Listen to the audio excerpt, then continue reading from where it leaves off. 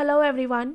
Gender sensitisation में हम लोग ब्लॉक 4 कवर कर रहे थे, हेल्थ एंड जेंडर, और पिछले क्लास में मैं आपको यूनिट 9 कवर करा दी थी और एक टास्क दिया था कि रिप्रोडक्टिव और चाइल्ड हेल्थ पॉलिसी की क्या चैलेंजेस है, इसे आपको पढ़ना है। तो मैं उम्मीद कर सकती हूँ कि आप इसे पढ़ लिए होगे। तो एक बार मैं जल्दी से आपको इसे समराइज़ करा दूँ कि क्या क्या चैलेंजेस हो सकते हैं रिप्रोडक्टिव हेल्थ के। तो सबसे पहला जो चैलेंज है वो है प्रोएक्टिव अप्रोच फॉर इम्प्लीमेंटेशन। ठीक है, तो जो रिप्रोडक्टिव हेल्थ और राइट है इसको सही तरीके से एडवोकेट नहीं किया गया और सही तरीके से एक्टिवली इसको इम्प्लीमेंट नहीं किया गया, सबसे मेजर चैलेंज। ठीक है, और ये सिर्फ इसका चैलेंज नहीं है, ये सारे गवर्नमेंट पॉलिसी की चैलेंजेस हैं। ठीक है, दूसरा है कि वुमेन ग्रुप जो है ये थोड़ा डिस्कम्फर्ट फील करती है, तो इसी डिस्कम्फर्ट के वजह से ये पॉलिसी सही से इम्प्लीमेंट नहीं हो पाता। ठीक है, फिर तीसरा है कि आरसीएच पॉलिसी जो है ये मेनली वुमेन के लिए, लेकिन गवर्नमेंट जो है ये टोटली कमिट करती है डेमोग्राफिक गोल के लिए। ठीक है, और डेमोग्राफिक का मतलब क्या होता है, सारे पॉपुलेशन, और इस वजह से आरसीएच पॉलिसी फेल हो जा रहा है।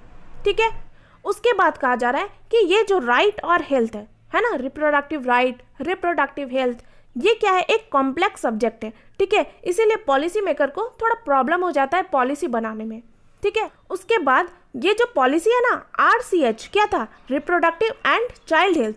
ठीक है, तो इसमें क्या हो रहा है, ये कंसेप्ट जो है ये चाइल्ड हेल्थ को भी इंक्लूड कर रहा है, तो इस वजह से जो हो रहा है रिस्पॉन्सिबली और सही से टारगेट नहीं कर पा रहे। ठीक है, तो ये भी एक फेल्योर है। इसके बाद आरसीएच प्रोग्राम जो है ये टारगेट करता है फैमिली प्लानिंग अप्रोच को। ठीक है, तो इसके वजह से सिंगल वुमेन जो है वो एक्सक्लूड हो जा रही है, ये इंक्लूड नहीं हो रही है प्रोग्राम में, तो इसके वजह से क्या हो रहा है, उनके राइट को कंसीडर नहीं किया जा रहा। ठीक है, तो ये भी एक फेल्योर है। फिर देखो, फिर क्या कहा जा रहा है कि ये जो पहले से पॉलिसी एग्जिस्ट कर रहे थे ना, एमसीएच और एफपी पैकेज, इसी को एक्सपांड कर दिया गया है एडिशनल सर्विस डाल के। ठीक है, तो ये कोई नया प्रोग्राम नहीं है, बस इसमें कुछ टर्म को इंक्लूड करके इसी को एक्सपांड कर दिया गया है। ठीक है, इस वजह से भी ये फेल्योर हो रहा है। फिर देखो, उसके बाद कहा जा रहा है आईसीपीडी ये वुमेन के हेल्थ इशू को लिमिट कर रहे हैं, जैसे कि एबॉर्शन हो गया, वुमेन की रिप्रोडक्टिव राइट हो गई, ये सारे को लिमिट कर रही है और वो फ्रीली डिसाइड नहीं कर पा रही अपने ही राइट के बारे में। ठीक है ना, तो ये भी क्या हो गया, ये भी एक फेल्योर हो गया। उसके बाद सबसे लास्ट में कहा जा रहा है कि ये जो सेंट्रल कंसेप्ट है ना ये पूरी तरीके से डिफाइन नहीं किया हुआ है, तो इस वजह से जितने लोग हेल्थ केयर प्रोवाइड करते हैं उन्हें क्लियर नहीं हो पा रहा है कि किस तरीके से वो ये हेल्थ केयर फैसिलिटी को प्रोवाइड कराएं। ठीक है, तो इसे क्लियर करना होगा, इस वजह से भी प्रॉब्लम आ रही है। ठीक है, तो ये हो गए सारे चैलेंजेस। अगर आप इसे पढ़े होगे तो आपको अच्छे से समझ में आ रहा होगा, फिर भी ये टॉपिक इम्पॉर्टेंट था इसीलिए मैं आपको बता दी। अब हम नेक्स्ट मूव करते हैं हमारा दूसरा unit, unit 10, gender and disability. तो सबसे पहले यहाँ पे टर्म आ रहा है डिसेबिलिटी। तो सबसे पहले हम इस टर्म को समझेंगे। तो डिसेबिलिटी एक ऐसा स्टेट है जिसमें कोई भी इंडिविजुअल अपनी डेली एक्टिविटी को परफॉर्म नहीं कर सकता, इसी को कहते हैं डिसेबिलिटी। ठीक है, और ऐसा ज़रूरी नहीं है कि डिसेबिलिटी बर्थ से ही हो, डिसेबिलिटी बर्थ के टाइम में भी हो सकता है या बाद में भी हो सकता है। ठीक है, तो इसी में 3 टर्म है। सबसे पहला है डेवलपमेंटल डिसेबिलिटी, इसके अंदर आता है मेंटल रिटार्डेशन। तो मेंटल हेल्थ धीरे धीरे करके ख़राब हो तो उसी को कहा जाता है मेंटल रिटार्डेशन। ठीक है, तो ये डेवलपमेंटल डिसेबिलिटी के अंदर आता है, यानी कि धीरे धीरे करके डेवलप होता है। ठीक है, उसके बाद है स्टैटिक डिसेबिलिटी। ये ऐसा डिसेबिलिटी है जो कि किसी बॉडी के पार्ट के लॉस होने के बाद आता है। तो सपोज कोई भी बॉडी पार्ट लॉस हो जाए तो उसके वजह से भी डिसेबिलिटी आ सकती है, तो उसी को कहा जाता है स्टैटिक डिसेबिलिटी। ठीक है, और तीसरा डिसेबिलिटी है प्रोग्रेसिव डिसेबिलिटी। इसमें पर्सन की कंडीशन धीरे धीरे टाइम के साथ डिटेरियोरेट होती है। ठीक है, जैसे डेवलपमेंटल डिसेबिलिटी था ना कि धीरे धीरे करके मेंटल रिटार्डेशन हुआ। ठीक है, तो उसी तरीके से आता है प्रोग्रेसिव डिसेबिलिटी, इसमें भी टाइम के साथ धीरे धीरे करके कंडीशन खराब होती है, तो ये आता है प्रोग्रेसिव डिसेबिलिटी में। ठीक है, तो हमारे इंडिया में इन डिसेबल पीपल को आइडेंटिफाई करना है तो उसके लिए एक एक्ट है, right of person with disabilities act. इसके थ्रू आइडेंटिफाई किया गया है कि टोटल 21 डिसेबिलिटीज़ है इंडिया में। लेकिन एक एक्ट था पहले 1995 में, पर्सन विथ डिसेबिलिटीज़ एक्ट, इसमें सिर्फ 7 कैटेगरीज को आइडेंटिफाई किए थे, ठीक है। तो अभी हमारे इंडिया में 2016 के एक्ट के अकॉर्डिंग 21 डिसेबिलिटीज़ है, ठीक है ना। इसके बाद 2011 के सेंसस में बताया गया था कि इंडिया में टोटल 26.8 मिलियन पर्सन को कोई ना कोई डिसेबिलिटी है, ठीक है। तो ये टोटल अगर पॉपुलेशन की बात करें तो ये 2.11% पॉपुलेशन को डिसेबिलिटी है इंडिया में, ठीक है। ये सारे डाटा आपको याद नहीं रखने हैं, बस बुक में लिखा हुआ है, आप ये सारे चीज़ पढ़ लेना, ठीक है। मेरा काम है बस आपको टर्म समझाना। तो डिसेबिलिटी और इसके सारे पार्ट्स आपको समझ में आ गए होंगे, ठीक है। उसके बाद देखो नेक्स्ट है सोशल एटीट्यूड्स एंड स्टीरियोटाइप्स। अब ये तो बहुत ही कॉमन है हमारे सोसाइटी में, लोगों का एटीट्यूड चेंज होता है डिसेबल पीपल के लिए और फिर स्टीरियोटाइप्स भी बन जाता है ना। तो देखो स्टीरियोटाइप्स आप समझ रहे होंगे कि क्या होता है। जैसे सबसे पहला है हिस्टोरिकल पर्सपेक्टिव। तो मैं बात करूँगी बुक के अकॉर्डिंग। तो बुक में आपको एग्जाम्पल दिया हुआ है रामायण का, महाभारत का।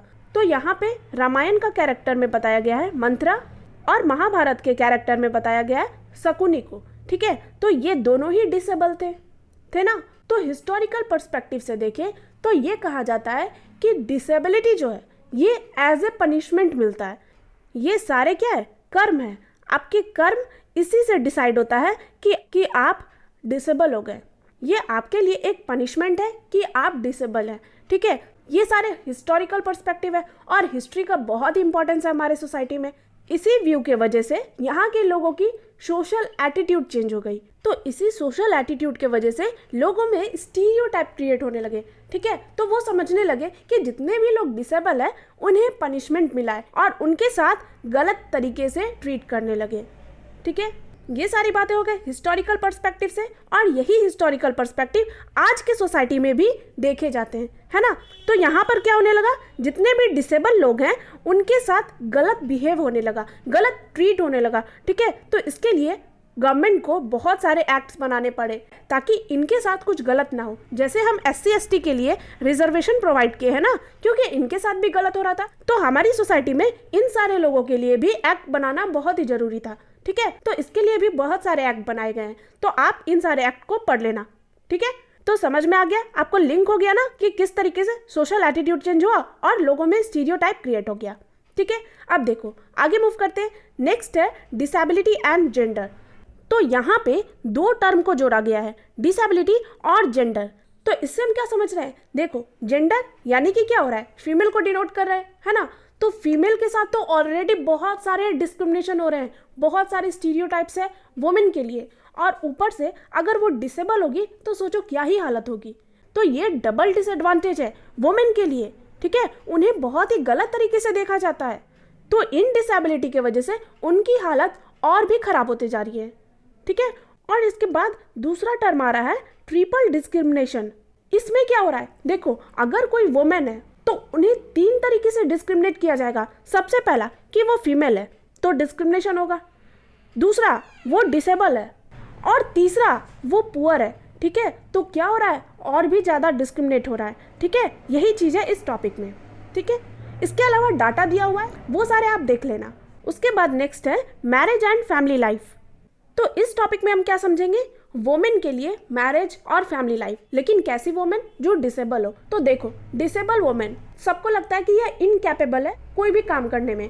तो स्टीरियोटाइप है ना सोसाइटी के माइंड में। इससे क्या होता है, उनकी फैमिली उसे बेसिक राइट प्रोवाइड नहीं करती, उन्हें एजुकेशन नहीं देते, उन्हें एम्प्लॉयमेंट नहीं मिलता। और जहाँ तक बात मैरिज की है तो सबको लगेगा कि ये काम नहीं कर पाएगी तो उनसे शादी कौन करेगा, है ना। तो इस वजह से भी बहुत प्रॉब्लम है। तो इन सारे वजह से क्या हो रहा है, डिस्क्रिमिनेशन हो रहा है और मैरिज और फैमिली लाइफ बहुत ही खराब है डिसेबल वुमेन की, ठीक है।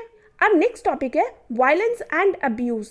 तो ये टॉपिक में भी वही सारी बातें होंगी कि देखो डिसेबल है, उन्हें कोई बेसिक राइट नहीं मिला तो क्या होगा, सारे को लगेगा ये बोझ है तो क्या होगा, वायलेंस होगा, सब उनके साथ गलत ट्रीट करेंगे, सब उन्हें गालियां देंगे।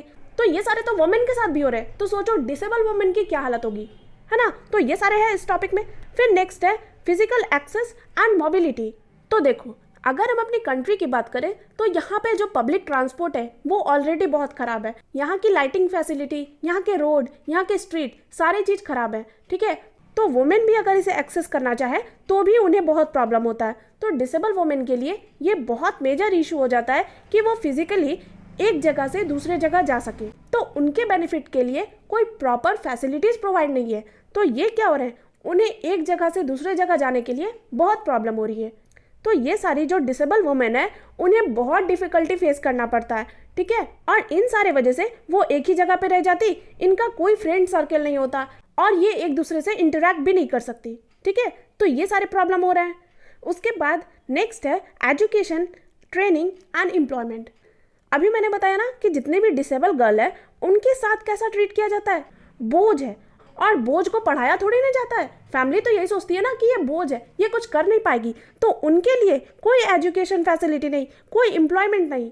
तो इस वजह से क्या होता है, इन्हें फाइनेंशियली दूसरे पे डिपेंड होना पड़ता है। और ये यूनिवर्सली ट्रू है कि जब जब कोई दूसरे पे डिपेंड होगा तो उनका एक्सप्लॉयटेशन होगा, ठीक है ना। तो इन्हें प्रॉपर एजुकेशन, ट्रेनिंग, एम्प्लॉयमेंट ये सारी चीज़ नहीं मिलने की वजह से बहुत ज़्यादा एक्सप्लॉयटेशन होता है और ये फाइनेंशियली इंडिपेंडेंट नहीं रह सकती, है ना। उसके बाद हेल्थ केयर।